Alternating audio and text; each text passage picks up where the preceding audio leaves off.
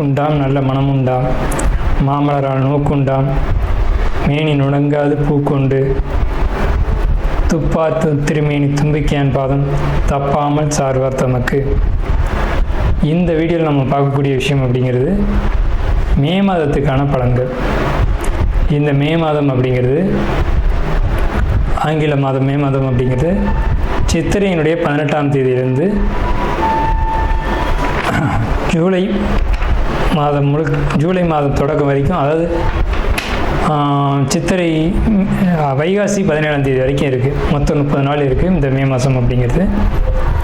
இந்த 30 நாளுக்குமான பலன்கள் அப்படிங்கிறது என்ன, 12 ராசிக்கும் அப்படிங்கிறத நம்ம பார்க்குறோம். முதல்ல இந்த சித்திரையினுடைய விசேஷங்கள் என்ன அப்படிங்கிறத பார்ப்போம். சித்திரை மாதம் அப்படிங்கிறது சித்ரா பௌர்ணமி அப்படிங்கிறது ரொம்ப தவிர்க்க முடியாத ஒரு விஷயம். சித்ரா பௌர்ணமி அப்படிங்கிறது சித்திரை 17 அன்று வருது. சித்திரை 17 அப்படின்னு எடுத்துக்கிட்டிங்கன்னா சித்திரை 18 வரைக்குமே பௌர்ணமி இருக்கும். சித்திரை 18 தான் மே மாதத்தினுடைய முதல் நாள். அப்போ இந்த மே மாதம் தொடங்கிறது சித்ரா பௌர்ணமியில் தான் தொடங்குது. ஸோ இந்த மே மாதம் மிகுந்த சிறப்பு வாய்ந்த மாதம் அப்படிங்கிறத நம்ம தெரிஞ்சுக்கணும். இந்த மாதத்தினுடைய கிரக நிலைகள் அப்படிங்கிறது ரொம்ப ரொம்ப ரொம்ப விசேஷமாக இருக்குது. என்ன விசேஷமாக இருக்குது அப்படின்னு கேட்டிங்கன்னா, மேஷத்தில் வழக்கம் போல் எல்லா சித்திரை மாதத்திலும் சூரியன் உச்சமாக தான் இருப்பார்.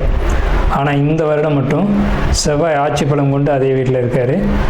அதே மாதிரி ரிஷபத்தில் புதனும் சுக்கிரனும் 2 நட்பு கிரகங்களும் இணைஞ்சு ஒரு அற்புதமான ஒரு நிலையில், சிம்மத்தில் கேது, அடுத்த நிலையில் பார்த்திங்கன்னா மிதுனத்தில் குரு, அவர் இந்த மாதத்தில் கடகத்தை நோக்கி பயணிப்பார். அதே மாதிரி கும்பத்தில் ராகு, மீனத்தில் சனி. இந்த மாதிரியான விசேஷம் கொண்ட ஒரு கிரக அமைப்புகள் இந்த மே மாதத்தில் அமைஞ்சிருக்குது அப்படிங்கிறது 12 ராசிக்குமே ரொம்ப ரொம்ப ரொம்ப சிறப்பான பலன்களை கொடுக்க இருக்குது. என்ன அப்படின்னு கேட்டிங்கன்னா, 2 சுப கிரகங்கள் அதாவது ஒரு சுப ராசியில், ரிஷபம் அப்படின்றது விசேஷமான ராசி, அங்கே புதனும் சுக்கிரனும் இணைஞ்ச மாதிரி ஒரு மாதம் பிறக்குது அப்படின்னாலே அது விசேஷம்தான். சரி, என்ன மாதிரியான நல்ல பலன்கள் நடக்கும் அப்படிங்கிறத நம்ம பார்ப்போம். இந்த சித்ரா பௌர்ணமியினுடைய விசேஷங்கள் என்ன அப்படின்னு பார்த்தீங்கன்னா, சித்ரா பௌர்ணமி அன்னைக்கு தான் சித்திரகுப்தனுடைய வழிபாடு நடக்கும். சித்திரகுப்தன் அப்படிங்கிறது யாருன்னு கேட்டிங்கன்னா, யமனுடைய பிஏ, அதாவது அசிஸ்டண்ட். இவர் தான் பாவ புண்ணிய கர்மா கணக்குகளை கையில் வச்சக்கூடியவர். ஸோ இவரை வழிபடக்கூடிய நாள் தான் சித்ரா பௌர்ணமி. அது மட்டும் இல்லாது ஒவ்வொரு குடும்பத்திலையும் அந்த குடும்பத்தினுடைய கன்னி தெய்வங்களை வழிபாடு பண்ணக்கூடிய மாதம்தான் சித்ரா பௌர்ணமி. சித்ரா பௌர்ணமி என்று விசேஷமாக அவங்கவுங்க குடும்பத்தில் கன்னி தெய்வங்களை எடுத்து வழிபாடு பண்ணுவாங்க. நம்ம வேணால் கன்னி தெய்வங்களுடைய வழிபாடு எப்படி அப்படிங்கிறத ஒரு தனி வீடியோவை கூட கொடுப்போம். ஸோ கன்னி தெய்வ வழிபாடு அப்படிங்கிறது ரொம்ப விசேஷமானதும் கூட, முக்கியத்துவம் வாய்ந்ததும் கூட. இதில் சித்திரகுப்தனுடைய வழிபாடு ரொம்ப ஒரு அவசியமான விஷயம். அதே மாதிரி திருவண்ணாமலை கிரிவலம், அவரவருடைய குலதெய்வ வழிபாடு. இதில் ரொம்ப குறிப்பிட்டு பேசணும் அப்படின்னா, அன்னதானம் கொடுக்கறது. இந்த சித்திரை மாதத்தினுடைய ஒரு உக்கிரமான காலகட்டத்தில் அன்னதானம் கொடுக்கறத காட்டிலும் நீர்மோர் கொடுக்கறது, தாகத்துக்கு தண்ணீர் கொடுக்கறது, இதெல்லாம் ரொம்ப ரொம்ப விசேஷம். ஸோ அவங்க வயிறு குளிர்றது போல், மனம் குளிர்றது போல் உங்களுக்கு கர்மா தீர்க்கப்படும் அப்படிங்கிறது முக்கியமான விசேஷம். ஸோ இது முக்கியமான விஷயம். அதே மாதிரி இந்த சித்திரை மாதத்தில் கத்திரி வெயில் அப்படிங்கிறது மே மாதம் 4ஆம் தேதி அன்னைக்கு மே 28 வரைக்கும் இருக்கும். இந்த 25 நாட்களும் மக்கள் அதிகப்படியாக யாரும் வெளியில் வராமலும் சில விஷயங்களை தவிர்த்துக்கவும் வேணும். குழப்பத்தின் உச்சியில் இருந்த கும்பராசி என்பவர்களுக்கு இந்த மே மாதம் என்ன மாதிரியான பலன்களை தர இருக்குது அப்படின்னு பார்த்தீங்கன்னா, குழப்பம் முழுவதும் தீர்ந்து ஒரு நல்ல ஒரு மாதமாக, ஒரு சிறப்பான ஒரு மாதமாக இந்த மே மாதம், அதாவது இந்த மே மாதம் அப்படிங்கிற 30 நாளும் உங்களுக்கு சாதகமான ஒரு மாதமாகவே இருக்குது.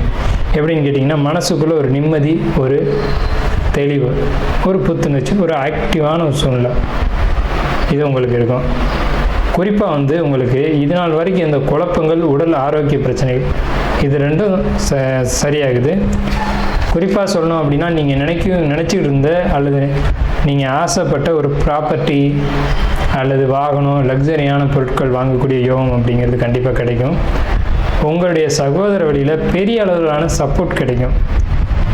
அதே மாதிரி வெளியூர் ரொம்ப லாங் ட்ராவல் பண்ணணும்னு நீங்கள் பண்ண ப்ரோக்ராம் வந்து உங்களுக்கு அது சக்ஸஸ் ஆகும். உங்களுடைய முயற்சிகள் எல்லாமே வெற்றி அடையும். அதுதான் முக்கியமான விஷயம்.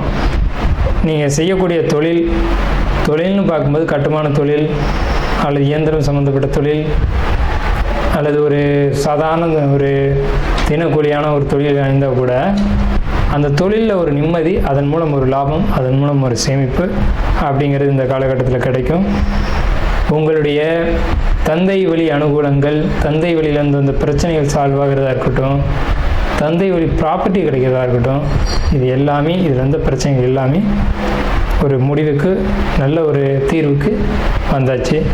அதே மாதிரி தந்தை வழி சொத்தில் ஏதேனும் வம்பு வழக்குகள் இருந்தாலும் அதுவும் முடிவுக்கு வரும். ஒரு பத்திரமோ ஒரு பேப்பர்லேயோ ஒரு டாக்குமெண்ட்லேயோ பிரச்சனை இருந்துச்சு அப்படின்னு சொன்னால் அது முடிவுக்கு வந்து உங்களுக்கு சாதகமான ஒரு சூழ்நிலையில் அது அமையும். ஸோ உங்களுக்கு வந்துட்டு நீங்கள் வந்துட்டு ஒரு பத்திரம், பேப்பர், டாக்குமெண்ட் இந்த மாதிரியான துறைகளில் அல்லது ஒரு சின்ன வியாபாரங்கள் செய்யக்கூடிய ஒரு அமைப்புகளில் இருந்தீங்க அப்படின்னாலும் கூட அது உங்களுக்கு பெரிய லாபங்களை கொடுக்கும். அல்லது இந்த மாதிரியான ஒரு தொழில் பண்ணலாம் அப்படின்ற ஒரு ஐடியாவில் இருந்தீங்க அப்படின்னா கூட அது உங்களுக்கு சிறப்பான யோகத்தை கொடுக்கும். ஆல்ரெடி நீங்கள் தொழில் செஞ்சு தொழில் நொடிஞ்சு போய் தொழிலை விட்டுட்டு வெளியில் வந்திருப்பீங்க.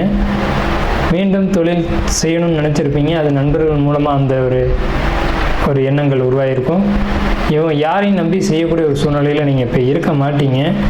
ஆனால் செய்யக்கூடிய காலகட்டம் செய்யலாம். செஞ்சீங்க அப்படின்னா நிச்சயமாக அது முன்னேற்றத்தை தரும். இன்வெஸ்ட்மெண்ட்டுக்கே பணம் இல்லாத ஒரு சூழ்நிலையில் இருப்பீங்க. நண்பர்கள் உதவி செய்கிறேன்னு சொல்லியிருப்பாங்க. அப்படி நீங்கள் வாங்கி செய்யும்போது கண்டிப்பாக அது லாபத்தை தரும். நண்பர்களை, குறிப்பாக நண்பர்களை இந்த மே மாத காலகட்டத்தில் நம்பலாம். அவங்க செய்யக்கூடிய உதவி நிச்சயமாக மனசார செய்வாங்க.